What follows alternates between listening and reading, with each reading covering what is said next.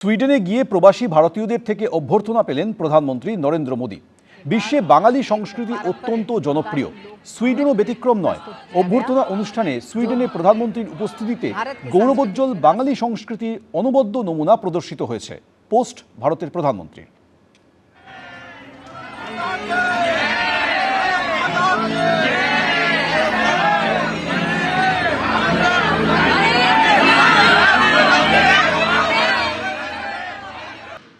সুইডেনে গিয়ে প্রবাসী ভারতীয়দের থেকে অভ্যর্থনা পেলেন প্রধানমন্ত্রী নরেন্দ্র মোদী। বিশ্বে বাঙালি সংস্কৃতি অত্যন্ত জনপ্রিয়, সুইডেনও ব্যতিক্রম নয়। অভ্যর্থনা অনুষ্ঠানে সুইডেনের প্রধানমন্ত্রীর উপস্থিতিতে গৌরবোজ্জ্বল বাঙালি সংস্কৃতির অনবদ্য নমুনা প্রদর্শিত হয়েছে। পোস্ট করেছেন ভারতের প্রধানমন্ত্রী নরেন্দ্র মোদী। সুইডেনে গিয়ে প্রবাসী ভারতীয়দের থেকে অভ্যর্থনা পেলেন প্রধানমন্ত্রী নরেন্দ্র মোদী। বিশ্বে বাঙালি সংস্কৃতি অত্যন্ত জনপ্রিয়, সুইডেনও ব্যতিক্রম নয়। অভ্যর্থনা অনুষ্ঠানে সুইডেনের প্রধানমন্ত্রীর উপস্থিতিতে গৌরবোজ্জ্বল বাঙালি সংস্কৃতির অনবদ্য নমুনা প্রদর্শিত হয়েছে। পোস্ট করেছেন ভারতের প্রধানমন্ত্রী নরেন্দ্র মোদী।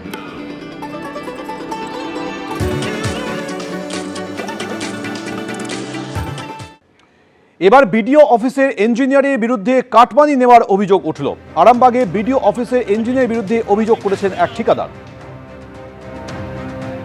বিভিন্ন কাজের জন্য ধাপে ধাপে প্রায় 5 লক্ষ টাকা নিয়েছেন ইঞ্জিনিয়ার। বিডিও অফিসের ইঞ্জিনিয়ার সুমন্ত বিশ্বাসের বিরুদ্ধে এই অভিযোগ উঠেছে। যদিও অভিযোগ অস্বীকার করেছে বিডিও অফিসের ইঞ্জিনিয়ার সুমন্ত বিশ্বাস।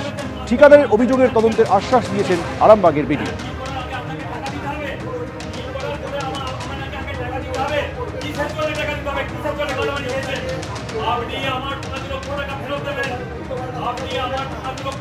মানে আমরা বকেয়া টাকা প্রায় 35 থেকে 40 লক্ষ টাকা দীর্ঘদিন পড়ে আছে, প্রায় 23 সাল থেকে 2023 সাল থেকে।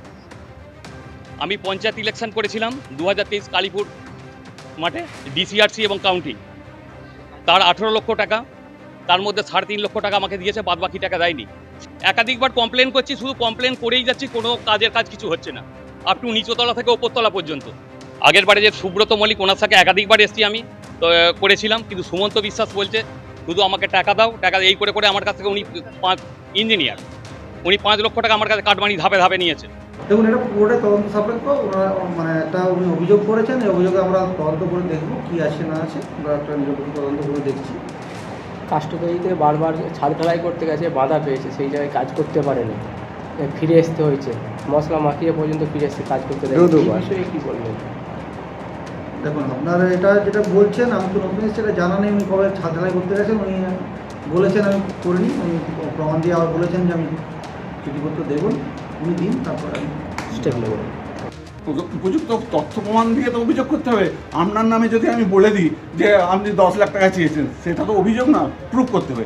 ওনার ইলেকশনে কাজ করেছিলেন ডিসিআরসি, তার দায়িত্বে আমি ছিলাম না। যাই হোক, আমি অন্য ওসি ছিলেন।